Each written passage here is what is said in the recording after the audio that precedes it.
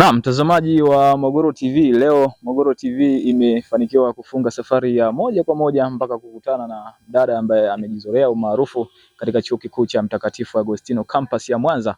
Amejizolea umaarufu kwa mambo ya siasa. By the way, anaitwa Kashi Madam. Karibu sana. Asante sana. Naam, labda kwa mtu ambaye hakufahamu vizuri, Kashi Madam ni nani? Kashi Madam ni jina langu la mtandao, lakini officially naitwa Rehema Solomon Laizer. Ni mwanafunzi wa chuo kikuu cha Mtakatifu Agostino, nikihold degree yangu ya utalii. Aha, okay, vizuri. Labda ilikuwaje mpaka ukaanza kufuatilia mambo ya siasa?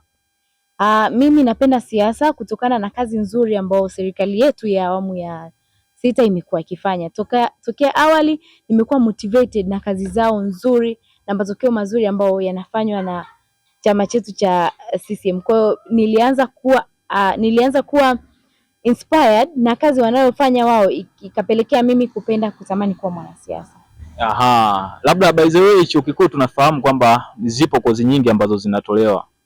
Labda ilikuwaje mpaka ukachukua mambo ya utalii na kuachana na political science, labda by the way, kwa sababu wewe unapenda siasa?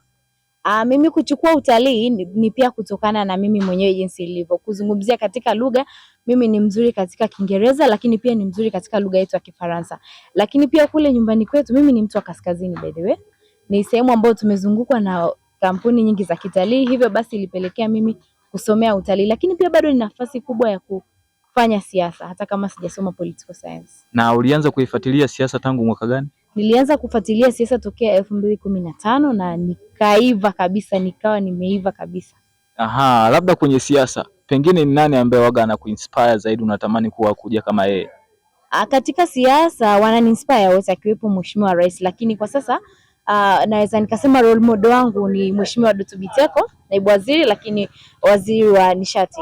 Nampenda sana na ananimotivate sana kwa mwanasiasa. Okay, sawa. Pengine ukipata nafasi ya kukutana au kuongea na Doto Biteko, nini kitu cha kwanza ambacho utamwambia? Nikipata nafasi ya kuongea na Mheshimiwa Doto Biteko, kwanza kabisa nitampongeza kwa kazi nzuri anazozifanya, lakini pia nitamwambia kwamba na mimi anisaidie au anipe mbinu ambazo yeye amezitumia mpaka amefikia pale alipo. Yaani anipe tips ambazo yeye ameweza kuzipitia mpaka akawa kama alipo sasa. Mbali na Doto Biteko, pengine ni nani mwingine ambaye waga na kuinspire kwenye siasa? Mwingine anayeni-inspire ni mkuu wetu wa mkoa, Mheshimiwa Paul Makonda. Anafanya kazi nzuri, ni mtu ambaye ametrend sasa, anafanya kazi vizuri sana, anatekeleza majukumu yake. Kwa kweli nampenda sana na pia motivated kupitia yeye. Aha, bwana fresh, umetisha. Kitu kingine labda, of course umetrendi katika chuo kikuu cha Mtakatifu Agostino kwa jambo lingine.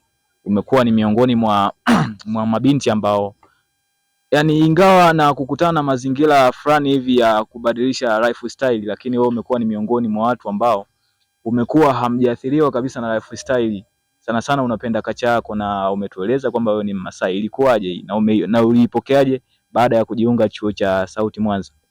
Kwanza mimi ni Mmasai kama nilivyosema awali, lakini pia kama tunavyojua kwamba siku hizi vijana wengi hasa mabinti au watoto wa kiume wakienda vioni wanapata ulimbukeni wa kuacha na kusaliti culture zao na kuongozwa na utandawazi kiasi kwamba wanasahau kabisa tamaduni zao. Lakini mimi I'm very proud of my culture na huwa ninafanya vitu vingi vya kuhakikisha kwamba hata na wale wenzangu ambao ni Wamasai bado wanabaki katika asili yao. Aha, bwana fresh kabisa. Unaambiaje labda pengine watu ambao wakishakutana na umati mkubwa wa watu waga wanabadilisha labda tamaduni zao, unawashauri nini? Mimi nawashauri kwamba wasipelekeshwe na utandawazi, lakini wasikubali ulimbukeni, kwa sababu ni ulimbukeni. Kama tunavyojua kwamba mtu ni kwao, kwa wasiachane na mila zao ama tamaduni zao eti kwa kudanganywa tu na utandawazi au fashion, wanasema fashion sijui nini. So vizuri kila mtu abase na culture yake na atafika mbali. Naam, asante sana Kashi Madam. Pengine labda kwenye mitandao ya kijamii unatumia majina gani labda? Instagram napatikana kwa jina la Remy Laizer, lakini pia Facebook napatikana kwa jina la Remy Laizer. TikTok napatikana kwa jina la Kashi Madam. Naam, mtazamaji wa Mogoro TV, mpaka kufikia hapo hatuna cha ziada. Sana sana nadhani ni ushauri ambao umeupata siku ya leo kutoka kwa Madam Kashim. Madam ni binti ambaye by the way amekuwa ni mtu ambaye anapenda sana utamaduni wake, kacha yake, na ingawa amekutana na watu wengi sana katika chuo kikuu cha Mtakatifu Agostino campus ya Mwanza, lakini jambo ambalo halijaweza kubadilisha utamaduni wake. Nikutakia wakati mwema, bye bye.